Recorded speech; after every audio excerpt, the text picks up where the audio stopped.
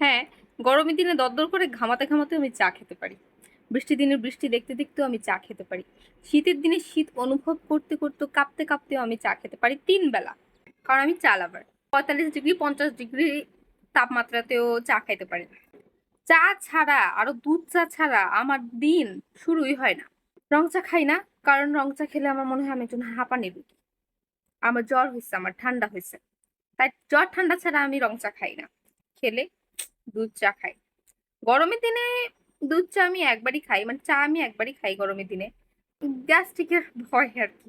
আর সাথে যদি হয় বিস্কুট, বিস্কুট দিয়ে চা খাইতে আরো ভালো ফিল করি। হুম।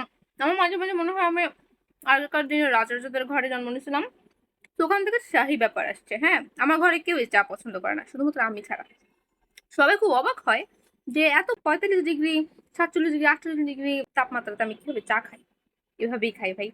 চা লাভার একমাত্র বুঝতে পারে চায়ের প্রতি আমাদের কত টান, যে টান আর কারো প্রতি নেই।